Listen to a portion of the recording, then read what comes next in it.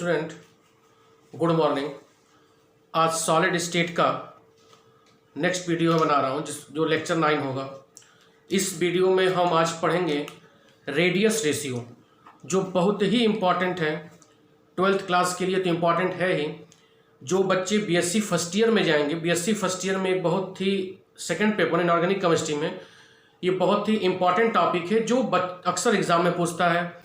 Competition के लिए, NEET और पीएमटी के लिए भी या आईआईटी के लिए भी क्या है, बहुत ही महत्वपूर्ण है। तो रेडियस रेशियो जाने से पहले मैं कल एक टर्म लिया था वॉइड्स, VOIDS, वॉइड्स। उसको थोड़ा सा जानेंगे क्योंकि वॉइड्स का उपयोग रेडियस रेशियो में आएगा, ठीक है ना। तो पहले हम जान रहे हैं वॉइड्स। कल मैं बताया भी था व्हाट इज वॉइड्स। तो अनऑक्युपाइड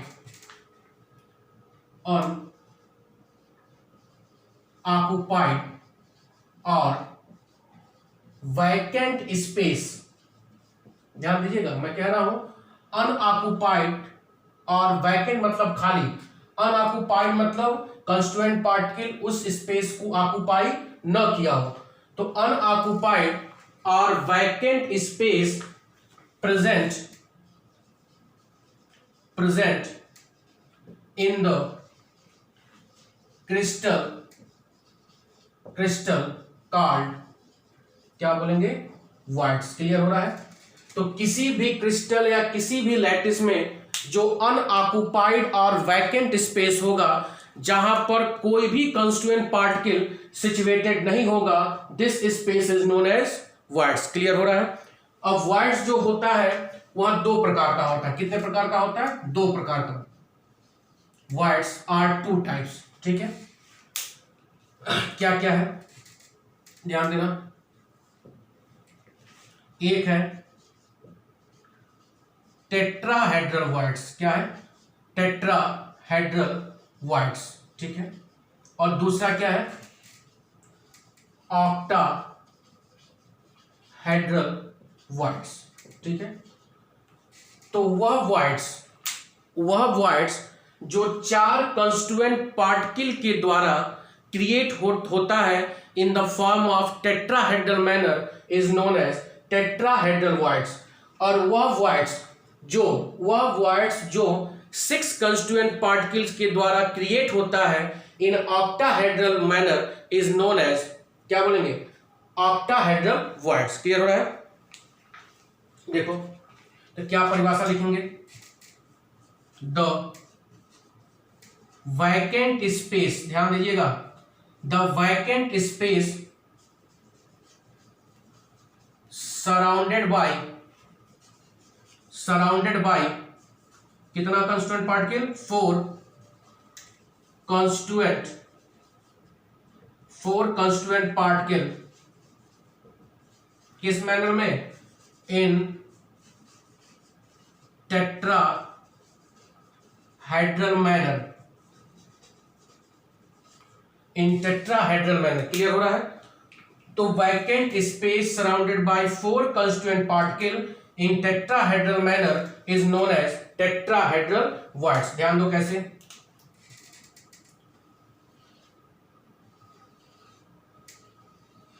यह 3 हो गया।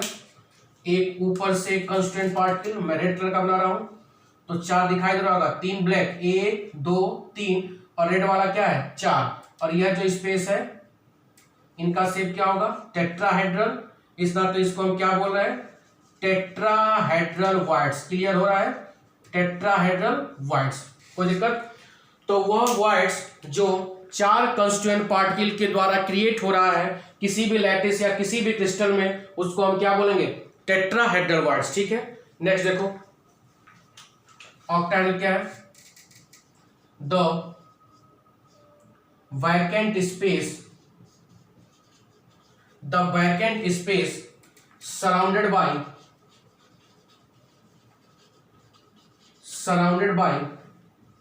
कितना? 6 कंस्टिट्यूएंट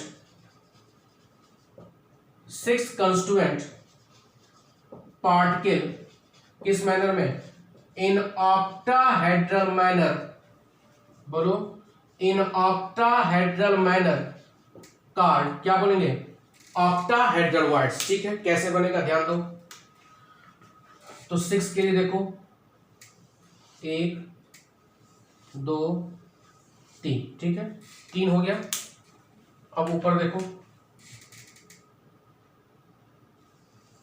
1 2 3, ब्लैक वाला 3 नीचे लेयर और रेड वाला 3 ऊपर, तो 3 1 2 3 ब्लैक हो गया, रेड कितना हो गया 3, 6 हो गया। इसका जो है देखो इस तरह बनेगा 1 2 3 4 और ये 5 और पीछे 6। क्लियर हो रहा है 3D फिगर में। समझिए पहले आप क्या कहा जा रहा है। 6 यह 3 ब्लैक देखो 1 2 3, 3 ब्लैक हो गया और ऊपर 3 रेड हो गया, तो 6 कंस्टिट्यूएंट पार्टिकल हुआ। और उन 6 कंस्टिट्यूएंट पार्टिकल जब अरेंज होगा तो उनके बीच का जो स्पेस होगा वही क्या कहलाएगा, ऑक्टाहेड्रल वाइड्स। क्लियर हो रहा है। अब देखो, अब इनका रेडियस भी होता है, कैसे निकालेंगे।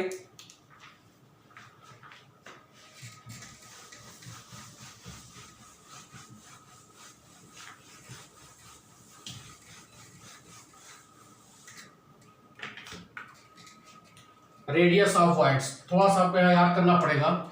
Radius of wides, radius of wides, ध्यान दो बेटा। तो 2 मैं बात कर रहा हूं क्या क्या। First one is radius of tetrahedral, radius of tetrahedral voids. और सेकंड क्या होगा, radius of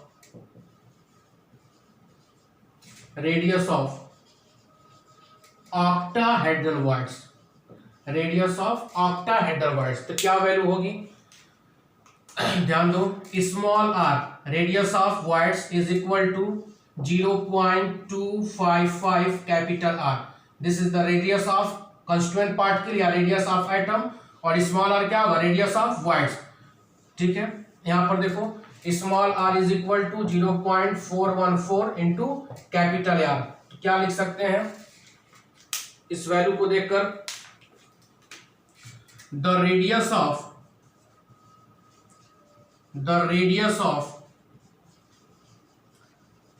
tetrahedral voids is 0.255 time किससे, रेडियस ऑफ, बोलो radius of constituent particle.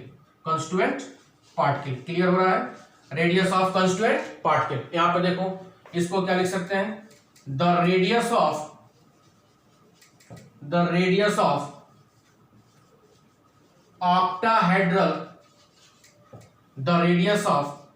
octahedral voids is 0.414 किससे, रेडियस 0.04 टाइम्स, सॉरी 0.414 टाइम्स किससे बताओ, रेडियस ऑफ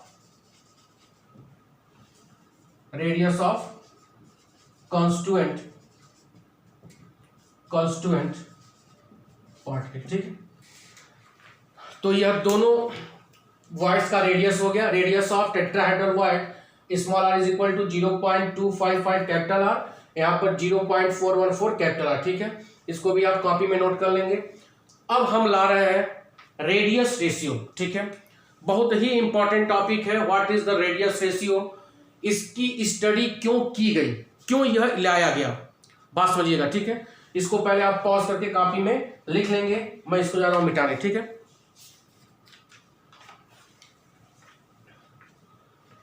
मिटा रहा हूं।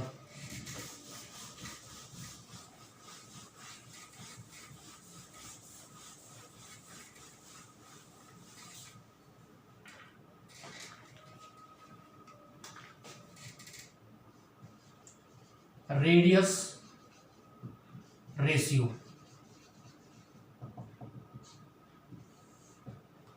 very important for intermediate, for BSc classes and for competition just like NET और IIT. ठीक है, अब हम बात करते हैं रेडियस रेशियो।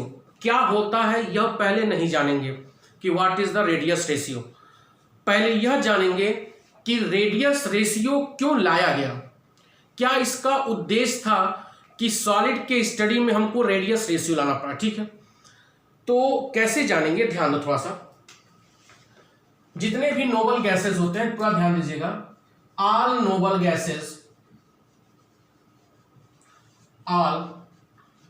गैसेस और मेटेलिक क्रिस्टल, ध्यान देना बेटा, मेटेलिक क्रिस्टल या कोवैलेंट सॉलिड, नहीं कोवैलेंट नहीं, ऑल नोबल गैसेस और मेटेलिक क्रिस्टल, जो इनमें कंस्टिट्यूएंट पार्टिकल होता है,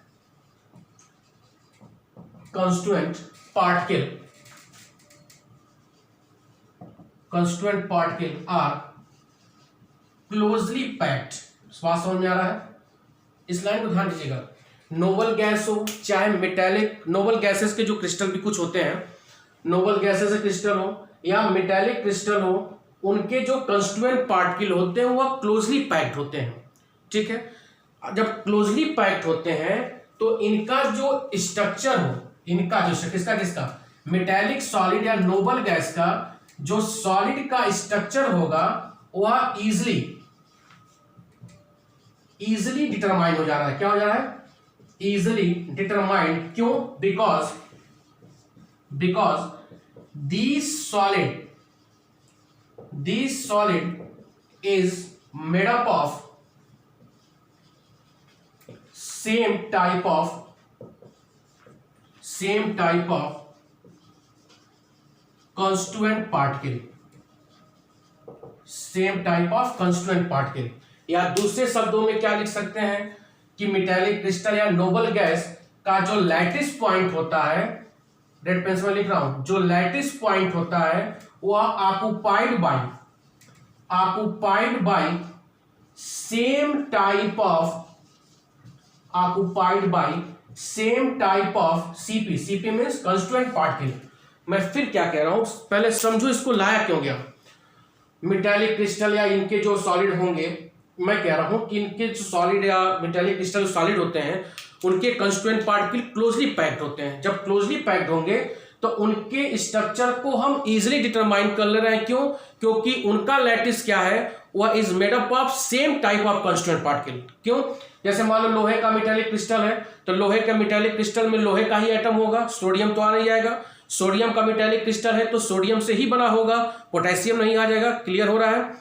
तो किसी भी मेटेलिक क्रिस्टल, जैसे नोबल गैस को ले लो सॉलिड, किसी का भी जेनॉन का सॉलिड होता है, उसी का ले लो सॉलिड रहेगा, जेनॉन का ही बना होगा। क्लियर हो रहा है। लेकिन जो इतना मिटा दो, मैं जहां नहीं है इतना मिटा रहा हूं।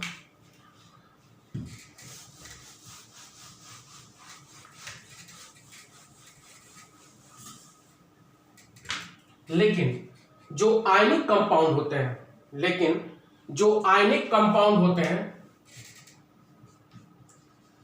Ionic compound is form by combination of ions. लेकिन जो आयनिक कंपाउंड या आयनिक सॉलिड जो होते हैं वह किससे बने होते हैं, it is form by combination of ions. Ions में दो चीज होता है, क्या क्या होता है, एक कैटायन होता है और एक क्या होता है, एनायन। क्लियर हो रहा है। सिंपल सॉलिड की आसानी से हम उसके स्ट्रक्चर डिटरमाइन कर रहे हैं। क्यों, क्योंकि सिंपल सॉलिड में same type of constituent particle उसके लैटिस पर ऑक्युपाइड है। ठीक है। लेकिन जब मैं किसकी बात कर रहा हूं, आयनिक सॉलिड की बात कर रहा हूं, तो ध्यान दीजिएगा, जब हम आयनिक कंपाउंड या आयनिक सॉलिड की बात कर रहे हैं तो this solid is made up of different types of ions and these ions are cation and anion. Clear हो रहा है। अब हम जानते हैं, फर्स्ट ईयर में पढ़े भी हैं कि साइज ऑफ, ध्यान दीजिए बेटा, size of cation and anion are different. Same तो होगा नहीं, कैटायन का साइज एनायन का साइज क्या होगा, डिफरेंट होगा। तो जब इनका साइज डिफरेंट होगा तो आयनिक सॉलिड में तो आयनिक सॉलिड में सॉलिड में कैटायन और एनायन, कैटायन और एनायन का arrangement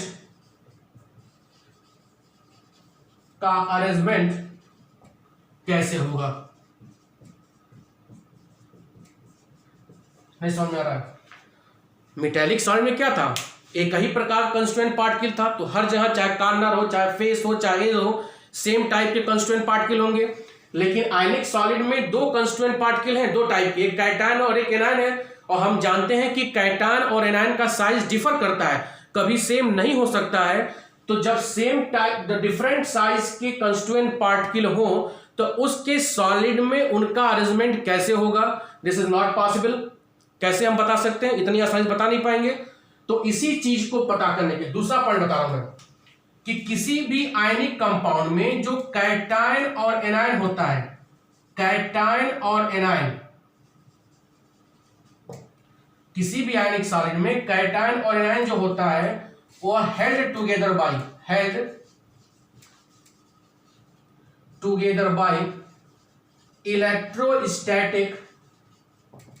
electrostatic force of attraction. बोलो, पढ़े होंगे ये सब कि कैटायन और एनायन के बीच में कौन सा फोर्स ऑफ अट्रैक्शन लगता है? Electrostatic force of attraction, that is, इसको हम क्या बोलते हैं? Coulombic force. क्या बोलते हैं? Coulombic force. क्लियर हो रहा है? और एक चीज याद रखिएगा, बड़ा इंपॉर्टेंट है, यह कूलाम्बिक फोर्स नॉन डायरेक्शनल होता है। मैं क्या बता रहा हूं? Non directional. फिजिक्स में आप लोग वेक्टर, क्वांटिटी, डायरेक्शनल में पढ़े होंगे। मैं कह रहा हूं कि किसी भी आयनिक सॉलिड में कैटायन और एनायन के बीच में जो फोर्स लगता है वो अट्रैक्शन फोर्स होता है, उसको बोलते हैं इलेक्ट्रोस्टैटिक फोर्स ऑफ अट्रैक्शन। इसी को क्या बोलते हैं? Coulombic force. और इस कूलाम्बिक फोर्स का जो नेचर होता है वह क्या होता है? Non directional.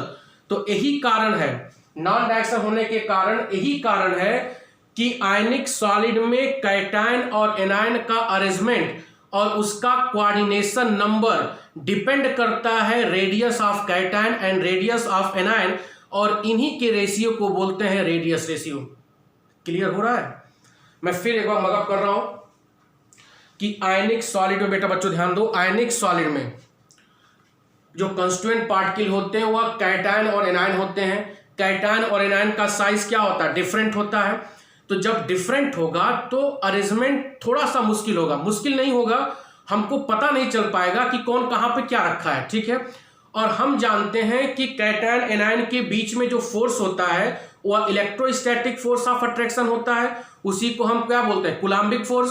कूलाम्बिक फोर्स क्या होता है? नॉन डायरेक्शनल होता है। तो यही कारण है कि किसी भी आयनिक सॉलिड में जो कैटायन एनायन का अरेंजमेंट होगा या उस सॉलिड में जो कोऑर्डिनेशन नंबर होगा कि कितना कोऑर्डिनेशन नंबर होगा, 6 होगा, 4 होगा, 8 होगा, वह डिपेंड करता है radius of cation and radius of anion. Clear हो रहा है? और रेडियस ऑफ कैटायन और रेडियस ऑफ एनायन के रेशियो को क्या बोलते हैं? Radius ratio. क्लियर हो रहा है? तो हम लिख सकते हैं देयरफॉर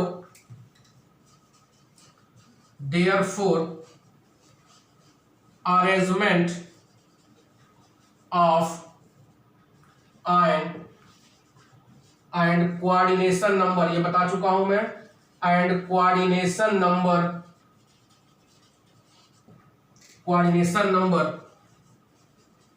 डिपेंड अपॉन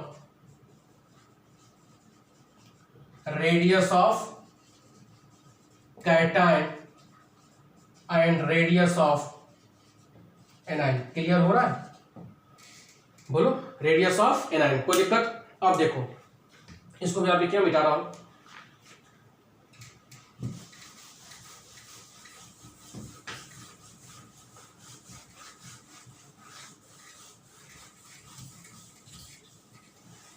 तो क्या डिफाइन कर सकते हैं?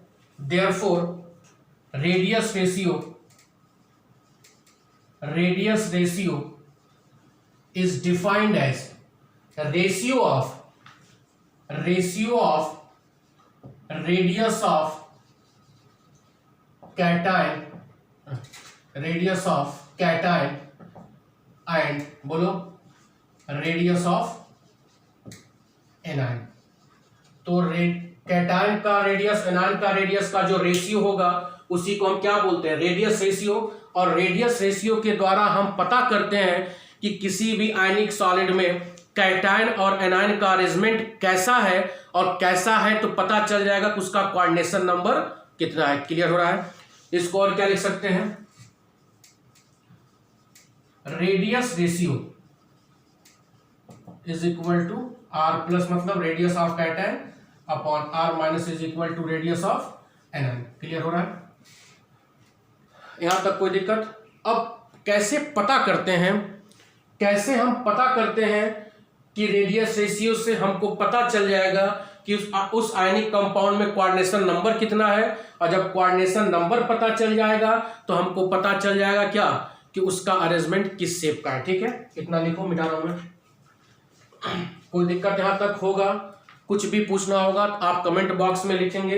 अब स्किप करके वीडियो मत देखिए, पूरा वीडियो देखेंगे तभी समझ में आएगा, क्योंकि बच्चे बिना मतलब का भी क्वेश्चन पूछ रहे हैं, क्योंकि पूरी वीडियो वो देख नहीं रहे हैं। ठीक है, अब ध्यान दो।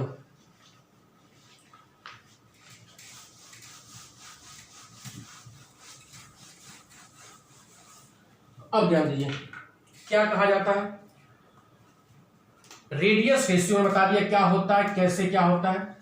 रेडियस रेशियो से हमको पता चलता है कोऑर्डिनेशन नंबर। क्या पता चलता है, कोऑर्डिनेशन नंबर। और कोऑर्डिनेशन नंबर से हमको पता चलेगा arrangement of ions in ionic solid. क्या पता चलेगा, arrangement of ion in ionic solid. कैसे? अब ध्यान दो, अगर रेडियस, बेटा ही बहुत महत्वपूर्ण है, radius ratio r plus upon are minus, ध्यान दीजिएगा, इसी एक को आधार मानिएगा। ठीक है, अपने आप सब कुछ हो जाएगा कंपटीशन में। अगर रेडियस रेशियो मतलब रेडियस ऑफ कैटायन और रेडियस ऑफ एनायन की वैल्यू, या अगर तीर ऊपर जा रहा है मतलब वैल्यू ज्यादा है। ठीक है, अगर इनकी वैल्यू ज्यादा हो रही है तो इसका मतलब क्या होगा, कि साइज ऑफ कैटायन ज्यादा होगा। समझिएगा मैं क्या कह रहा हूं, कि अगर रेडियस रेशियो की वैल्यू ज्यादा होगी, यही एक रामबाण है या ब्रह्मास्त्र रेडियस रेशियो पे सवाल सॉल्व करने के लिए। क्या, अगर रेडियस रेशियो की वैल्यू ज्यादा होगी तो यह वैल्यू बताएगा कि कैटायन का साइज क्या है, हिंदी में लिख रहा हूं, कैटायन का साइज बड़ा है। ठीक है, और जब कैटायन का साइज बड़ा होगा तो कोऑर्डिनेशन नंबर भी क्या होगा, ज्यादा होगा। क्लियर हो रहा है? मैं फिर बोल रहा हूं कि अगर रेडियस रेशियो का मान ज्यादा हुआ तो साइज ऑफ कैटायन क्या होगा, बड़ा होगा। और जब साइज ऑफ कैटायन बड़ा होगा तो कोऑर्डिनेशन नंबर भी क्या होगा, बड़ा होगा। फिर दूसरा देखो, इसको दूसरे शब्दों में क्या लिख सकते हैं, अगर r plus upon are minus मतलब रेडियस रेशियो का मान कम हुआ तो साइज ऑफ कैटायन क्या होगा, साइज ऑफ कैटायन बोलो छोटा होगा। क्या होगा, छोटा होगा, और कोऑर्डिनेशन नंबर कम होगा। यह दो फार्मूला आपको याद रहेगा। बोलो, अगर रेडियस रेशियो का मान बढ़ा तो कैटायन का साइज बढ़ा, कोऑर्डिनेशन नंबर बढ़ा, और इसका जस्ट अपोजिट होगा। क्लियर है? और इंप्लीमेंट करते हैं। ठीक है, लगाते हैं, ये हम लोग याद रहे। ठीक है, मैं मिटा रहा हूं।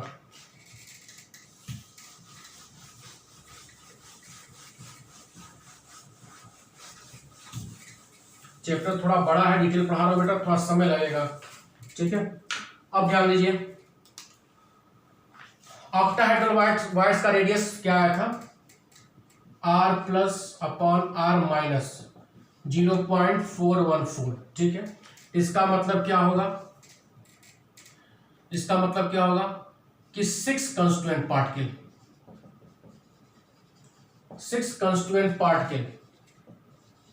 ठीक है, 6 कंस्टिट्यूएंट पार्टिकल, इसका मतलब ध्यान दो क्या होगा, 6 कंस्टिट्यूएंट पार्टिकल मतलब क्या होगा कि 6 anion is surrounded one cation। एक चीज याद रखिएगा कि कैटायन एनायन के द्वारा घिरा होता है और एनायन कैटायन के द्वारा भी घिरा होता है, दोनों वाइस वर्सा होता है। लेकिन जनरली होता क्या है कि कैटायन का साइज छोटा होता है, इस नाते वो आसानी से वॉइड्स में क्या होता है, फिट होता है। तो अगर R प्लस अपन R माइनस की वैल्यू 0.414 आया, इसका मतलब 6 कंस्टिट्यूएंट पार्टिकल है, और 6 कंस्टिट्यूएंट पार्टिकल का मतलब कोऑर्डिनेशन नंबर कितना हो गया, 6। इसका मतलब 6 anion is surrounded by one cation. ठीक है, अगर R plus upon R minus की वैल्यू 0.255 आ गया, तो कितना कंस्टिट्यूएंट पार्टिकल, 4 कंस्टिट्यूएंट पार्टिकल, मतलब coordination number is equal to 4। यहां पर क्या होगा, one cation is surrounded by, बोलो, 4 एनायन। क्लियर हो रहा है? अब समझो यहां पर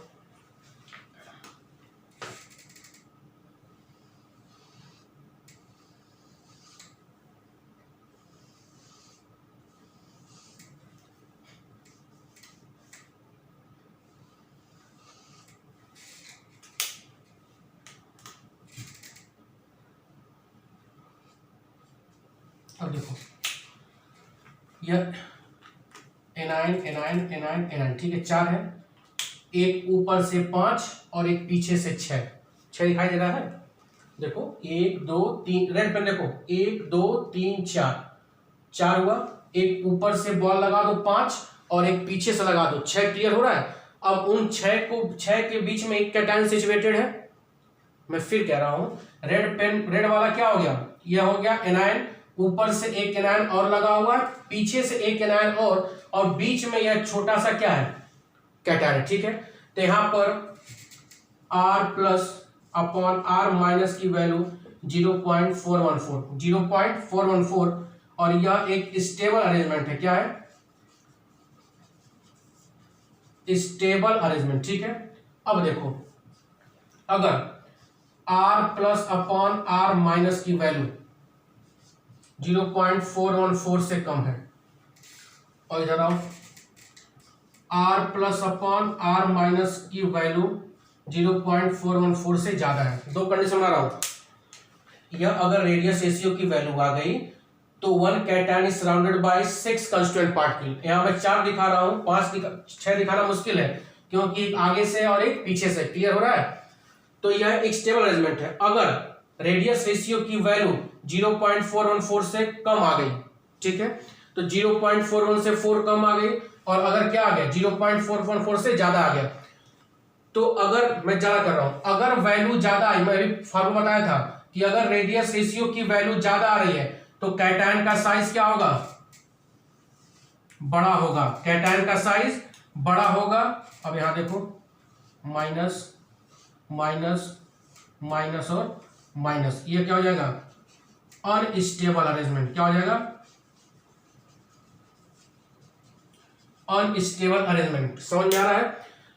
तो रेडियस रेशियो की वैल्यू ज्यादा तो कैटायन का साइज बड़ा, तो कैटायन का साइज बड़ा होने का मतलब कोऑर्डिनेशन नंबर क्या हुआ, बढ़ गया। यहां कोऑर्डिनेशन नंबर कितना था बताओ, 6। देखो उन कैटायन सराउंडेड बाय 6 ना, 1 2 3 4, ऊपर से 5 और पीछे से 6।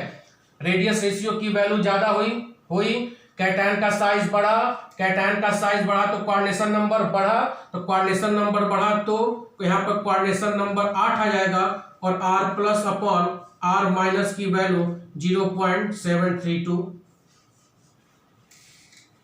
समझ में आ रहा है? 0.732। क्लियर हो रहा है?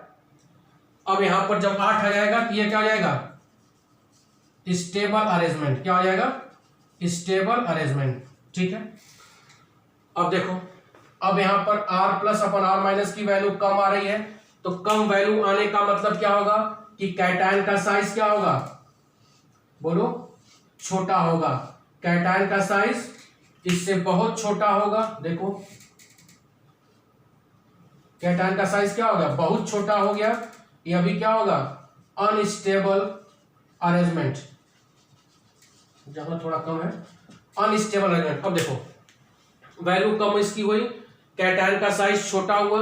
कैटायन का साइज छोटा हो जाएगा तो कोऑर्डिनेशन नंबर क्या होगा, कम होगा। और जब कोऑर्डिनेशन नंबर कम होगा तो यहाँ 6 था, तो यहाँ कोऑर्डिनेशन नंबर हो जाएगा 4, और r plus upon r minus की वैल्यू 0.255। क्लियर हो रहा है?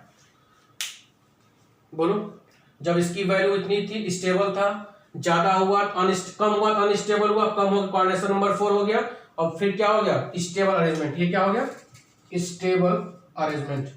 क्लियर हो रहा है? इसको भी आप कॉपी में लिख लेंगे, मैं मिटाने जा रहा हूं।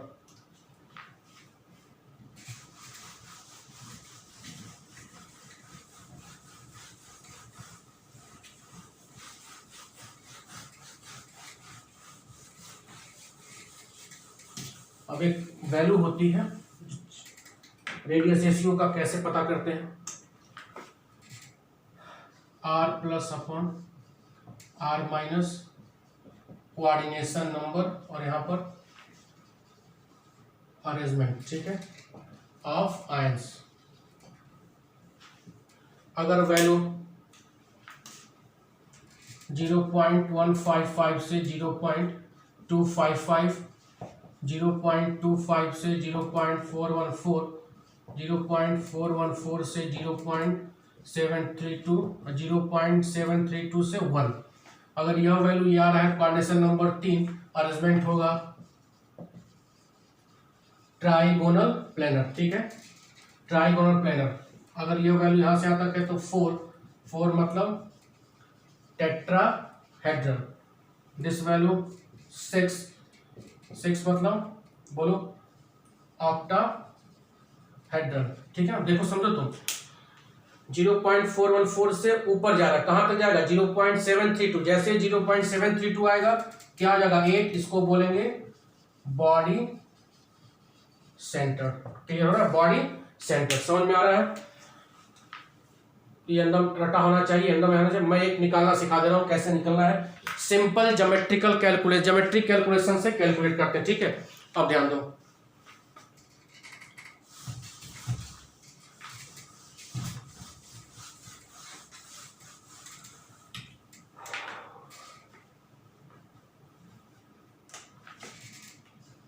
r प्लस को हम मान रहे हैं radius of cation, r minus को मान रहे हैं रेडियस ऑफ एनायन। क्या मान रहे हैं? Radius of anion. समझो,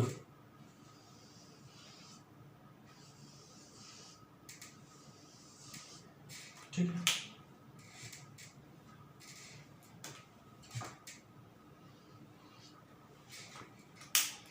यहां पर रेड वाला कैटायन है और ब्लैक वाला क्या है एनायन है। ठीक है, अब यहां से यह सेंटर यहां गया, यह सेंटर यहां, यह सेंटर यहां। ठीक है, यह ए हो गया, यह बी हो गया, यह सी, इसके सेंटर को हम मान रहे हैं डी, और यह एक परपेंडिकुलर क्या हो गया ई। समझ में आ रहा है? यह इसका सेंटर कितना में मान रहे हैं डी। ठीक है, एनायन का रेडियस r माइनस, कैटायन का रेडियस क्या लेना है r प्लस। ठीक है, ध्यान दो, अगर पूछा जाए ए बी का मान क्या होगा तो r minus is equal to 2r minus लिख सकते हैं। बी सी का मान कितना होगा r माइनस और r माइनस 2r माइनस, ए सी का मान भी कितना होगा 2r माइनस। क्लियर हो रहा है? और इसको क्या लिख सकते हैं A B plus A B is equal to B C, B C is equal to A C is equal to 2r minus होगा। कोई दिक्कत? अगर पूछा जाए BD का मान, BD का मान क्या होगा radius of anion plus radius of cation होगा, क्योंकि BD क्या है, इसका भी रेडियस है उसका भी रेडियस है, तो radius of cation plus radius of anion. BE क्या होगा बोलो, रेडियस ऑफ एनायन। क्लियर हो रहा है? अब देखो यहां से लो एंगल ABC में, एंगल ABC कितना होगा 60 डिग्री, ABC 60 होगा। अब angle DBE is equal to क्या होगा 30 डिग्री हो जाएगा। यहां से लो cos 30 इज इक्वल टू क्या होगा BE अपॉन BD होगा, 9th में पढ़ोगे BD अपॉन BE। इसको क्या लिख सकते हैं BD is equal to BE upon cos 30। ठीक है, BD को क्या रख सकते हैं r plus r minus is equal to B को आर माइनस, इसकी वैल्यू रख के 3/2 होता है 0.86 इसकी वैल्यू रख के भाग देंगे, हमको याद है, ठीक है। और इसको क्या लिख सकते हैं, r plus r minus is equal to, अब देखो इसको आर माइनस इंटू 1/0.866 लिख सकते हैं, बोलो, या r plus r minus is equal to r minus into, या भाग दोगे तो 1.155 कितना आएगा, 1.155। अब देखो यहां से क्या ले सकते हैं, r plus is equal to क्या लिख सकते हैं, r minus into 1.155 minus r plus क्या आ गया is equal to r minus into 0.155 r plus upon are minus is equal to 0.155। देखो चार्ट जो बनवाया था उसमें आर प्लस आर माइनस की वैल्यू 0.155, वहां पे कोऑर्डिनेशन नंबर कितना आ रहा था 3, यहाँ पर भी कोऑर्डिनेशन नंबर कितना है 3, ठीक है। ये हो गया रेडियस रेशियो। कोई भी क्वेश्चन आपको पूछना होगा कमेंट बॉक्स में आप पूछ सकते हो, लेकिन पूरा वीडियो देखने के बाद स्किप करने से फिर आप बिना मतलब क्वेश्चन पूछते हो, ठीक है। बहुत इंपॉर्टेंट टॉपिक था, कोई भी दिक्कत होगा आप पूछ सकते हैं, इसको भी कॉपी में आप लिख लेंगे पॉज करके, ठीक है। अब नेक्स्ट टाइम पे अगली वीडियो बनेगी। Thank you.